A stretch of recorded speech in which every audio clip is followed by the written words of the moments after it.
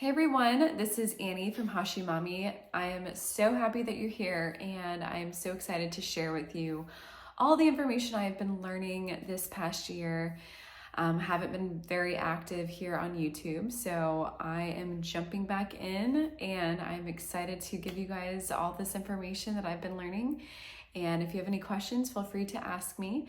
But today's topic, I'm going to jump right in, is on how to optimize your sleep.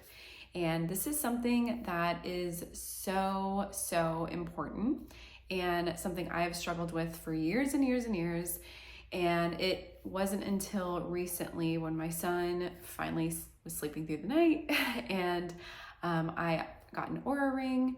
So I've been able to really pay more attention to the areas of my sleep and just my life in general that have been causing me to just have issues when it comes to just my sleep. So I narrowed it down to several different, or not several different, but I narrowed it down to my top tips that have helped me.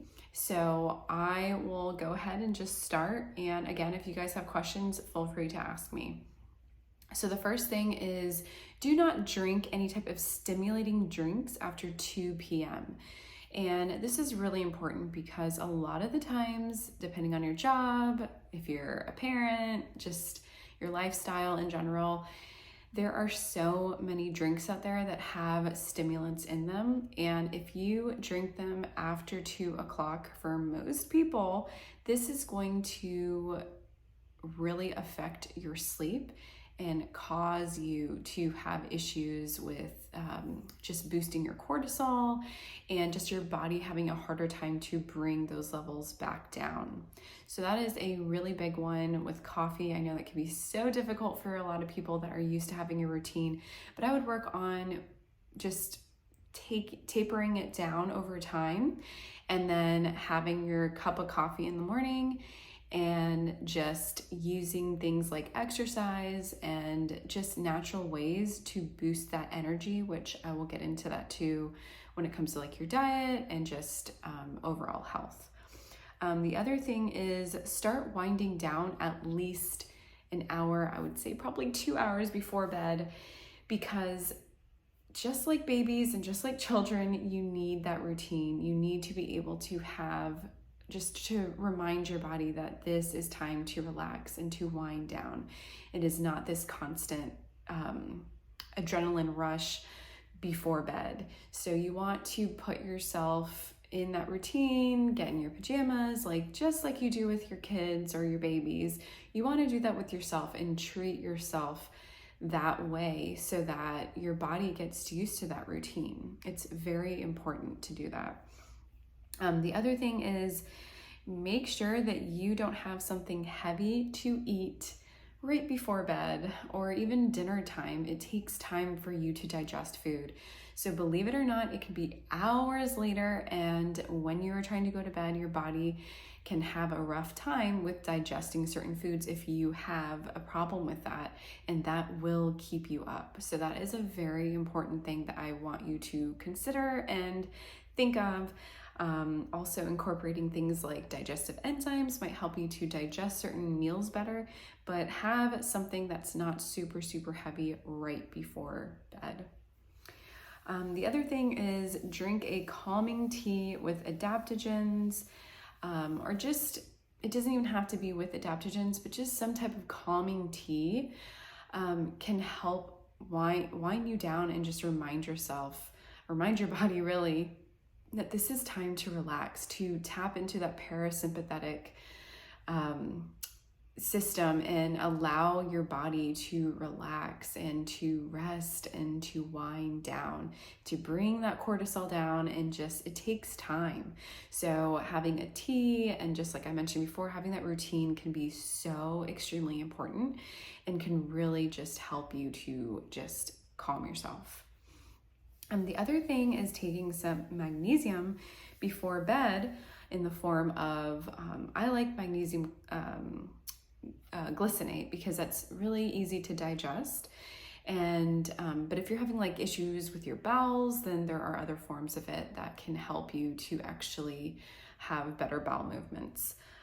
So I would say magnesium glycinate, and I usually take I take it throughout the day. So overall, I like to have around 600 milligrams, but before bed, I usually have about 300 milligrams. You can also use magnesium lotion in addition to that. And then I love valerian root too. So those are things that really calm me and help me, and I can feel the difference of just feeling more relaxed before I go to bed. So I usually take that at least an hour to 30 minutes before I go to bed. The other thing is wearing blue light blocking glasses. Blue light is a stimulant, so that is something that can just keep you up. And if you have devices, like all of us these days, we have our phone, we have our TV on. So I would recommend just wearing blue light blocking glasses, and legit blue light blocking glasses that have that yellow tint.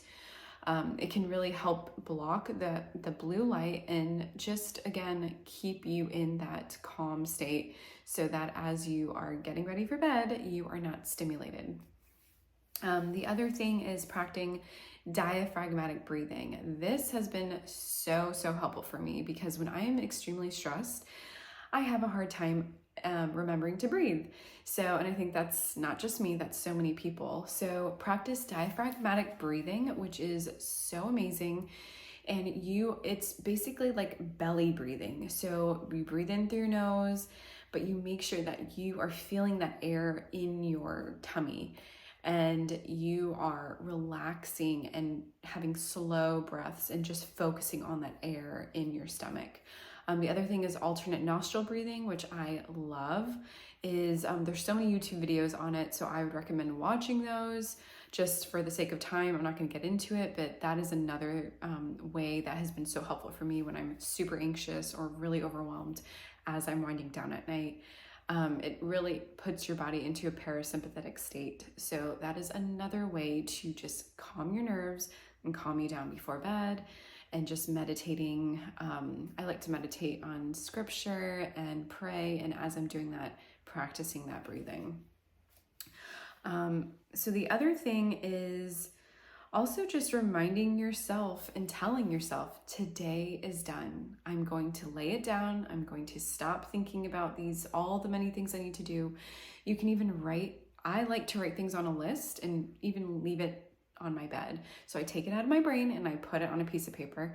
And then I remind myself that it's okay. I'm not going to get everything done, and I won't be able to get everything done tonight.